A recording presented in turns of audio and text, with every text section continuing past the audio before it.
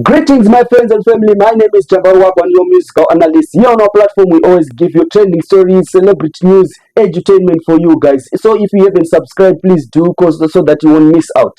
Guys, kupisa ma streets between Hulengende and Holiten. Chichakaitika pepe guys. Hulengende iya angari ma shows akaifana kuitana nat over the weekend. Muswa 28 February nemuswa 1 March. Chichakaitika pepe. Hulengende akatotanga tu indosa ma shows aka zvakanaka chiratidza kuti iye ari kuuya. Watch this. So ndikuti pa SA ya South Africa aisinya kunyeba oil company ya dia mtambo propaganda change chipedza mangwana 28 February so 1 and is 1 change chipa propaganda as a notice of oil company. So tell friends and come in numbers kusangana ne Jimbo mtauro. And after that, what happened? Hulengende akapotsana nendege first time and second time. And then the promoter ma shows ku South Africa chichakaitika akadecide iye kureplace Hulengende pa show yake na Holiten. So this was the first poster rakatanga kiswa for the show, and then the second poster na Holiten iri ramurungoona apa guys. And then after that, Hulengende ane post yake akaita iyo on Facebook achitaura kuti ana Holiten ndiwo ngavanoimbira mari dzenzungu.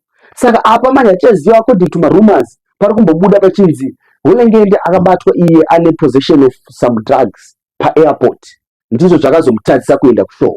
And then on this post Hulengende iye ari kuita sekunge kunhuku kwaiwa nemari ishoma, that's why asina kuenda cause ndisaka ari kutaura kuti ana Holiten ndiwo ngavanoimbira mari dzenzungu.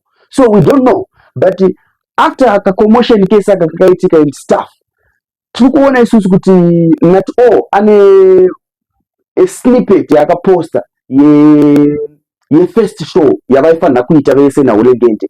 And then after that Hulengende also, okay, before I go into that, I want to show you the video of Nat-O raakaposta iye achiimba ana Buffalo Soldier. This one.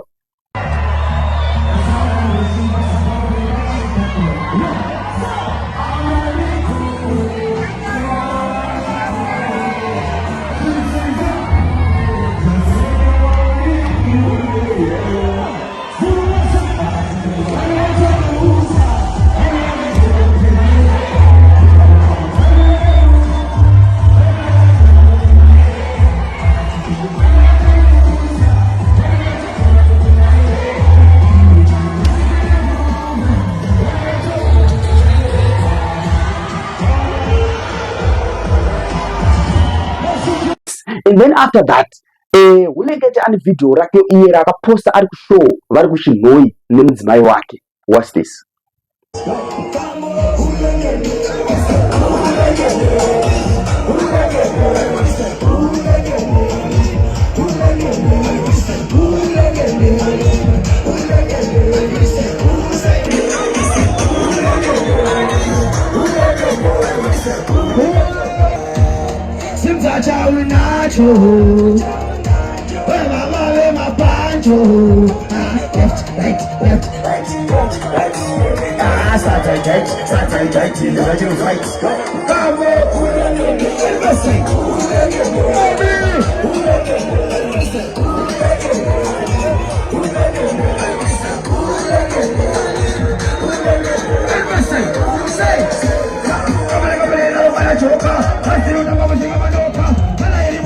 Alright, inini sema fans guys, we want you to conclude kuti chii chiri kunyatsoitika. Inyaya dzemari here kuti mari yavaishoma kumadhanza aya, kana kuti ichokwadi chekuti mukomana akabatwa madrugs angaive nawo paairport ndo zvakazomutadzisa kuti akwire ndege aende kushow yaaifanira kunoatenda in South Africa.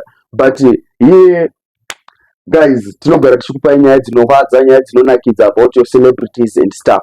So please, if you haven't subscribed to our channel, if you haven't followed us on Facebook, if you haven't followed us on TikTok, please do, so that you won't miss out for next time. Thank you, my brother. Thank you, my sister. Until next time. See you.